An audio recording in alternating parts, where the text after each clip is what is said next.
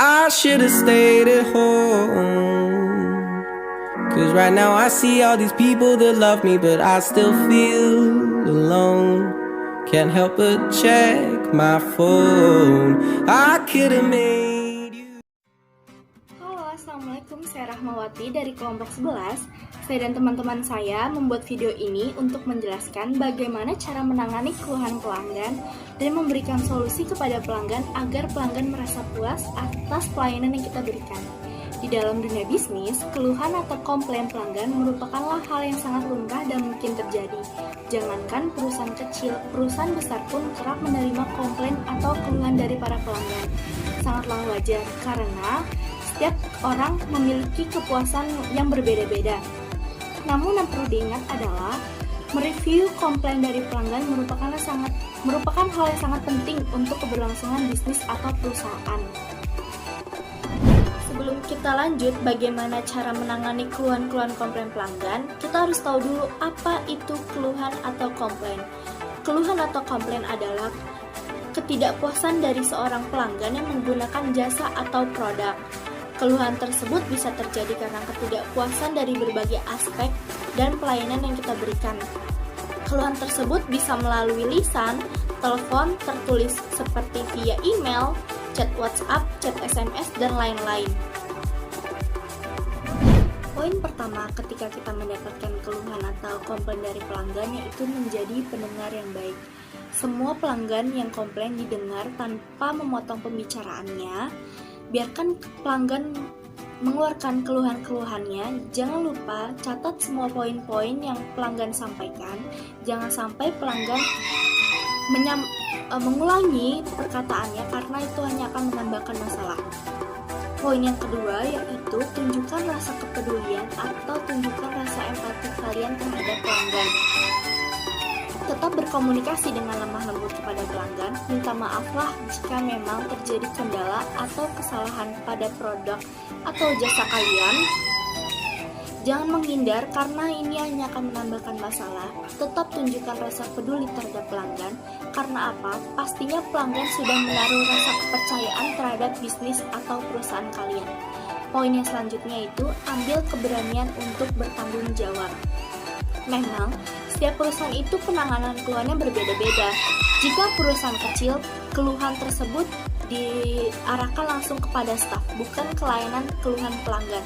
Contoh misalkan kalian diberikan keluhan terhadap pelanggan yang sebenarnya itu dilakukan oleh staf lain, bukan kalian. Ambil tanggung jawab tersebut, jangan saling melemparkan masalah, karena apa? Ini menyangkut kredibilitas perusahaan. Poin yang selanjutnya adalah tidak perlu panik. Hal ini sederhana namun sangat penting. Tetap tunjukkan rasa kepedulian terhadap pelanggan, tetap menjaga sikap, dan perlu memahami bagaimana kondisi pelanggan tersebut. Poin yang kelima yaitu bersikap luwes dan jangan kaku. Berhati-hatilah jika kalian menghadapi pelanggan yang sedang emosi. Terkadang sikap kaku atau grogi keluar karena keluhan-keluhan dari para pelanggan.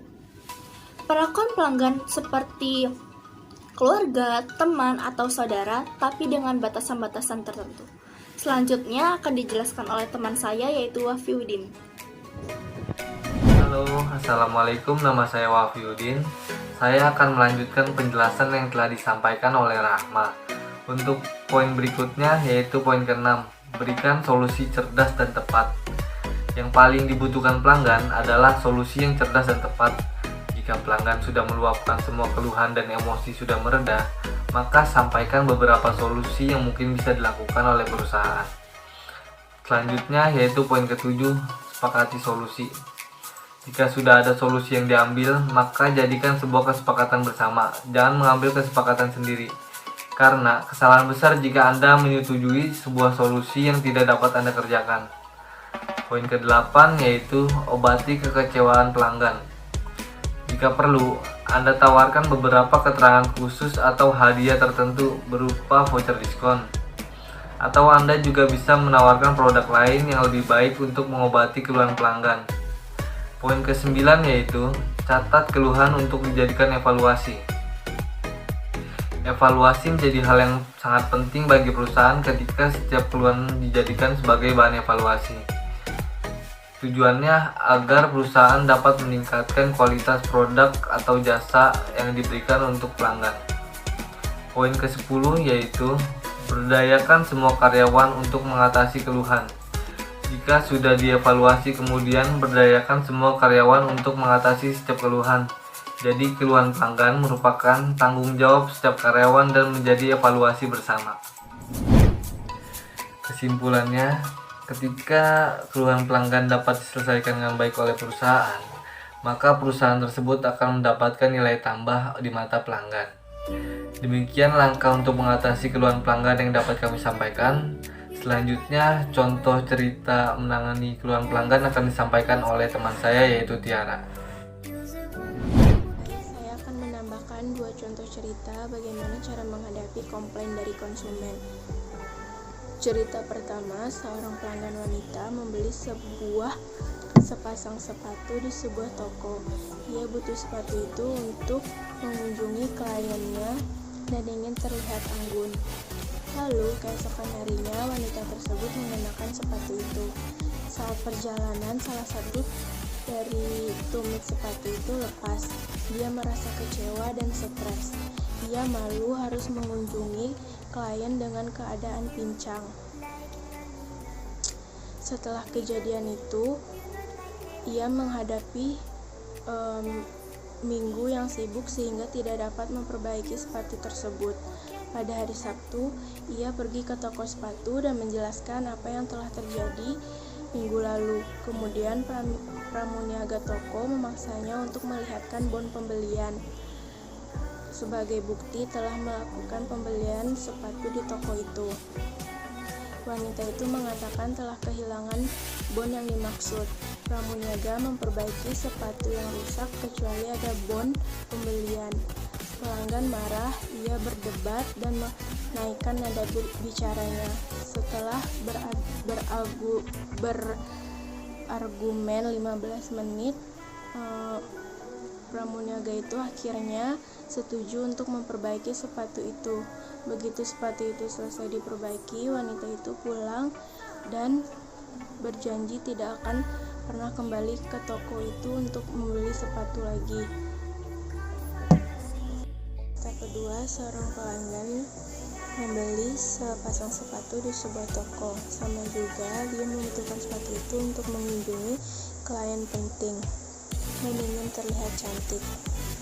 Pada hari berikutnya, dalam perjalanan menuju kantor, salah satu tumit dari sepatu itu lepas.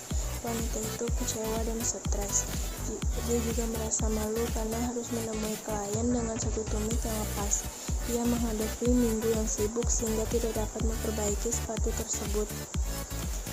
Lalu di akhir minggu dia pergi ke toko sepatu itu dan menjelaskan apa yang telah terjadi pada sepatu itu. Dengan penuh perhatian, pramuniaga toko mendengarkannya. Kemudian ia bertanya apakah ada cedera pada pergelangan kaki wanita itu. Pramuniaga merasa lega karena wanita itu tidak mengalami cedera apapun. Ia juga berempati pada situasi di mana wanita itu harus bertemu klien dengan satu tumit yang patah. Wanita itu menceritakan seluruh pengalamannya kepada pramuniaga dan sesaat kemudian mereka pun tenggelam dalam suasana canda dan tawa.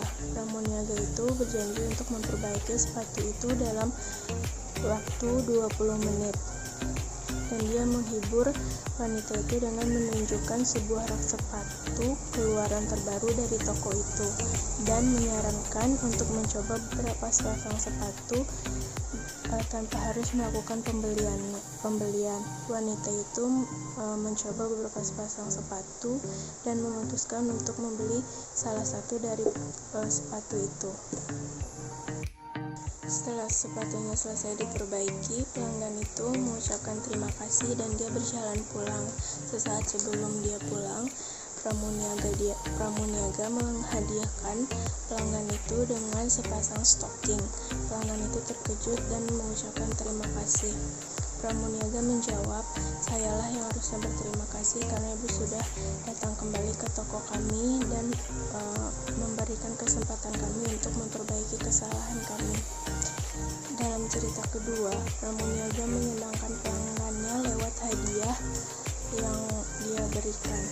Jadi perbandingan dari cerita pertama dan cerita kedua adalah cerita pertama, seorang pramuniaga memperlakukan pelanggannya secara tidak baik, sedangkan pada cerita kedua, pramuniaga memperlakukan konsumennya dengan baik, seperti menghadiahkan barang-barang, sehingga membuat konsumen itu merasa senang.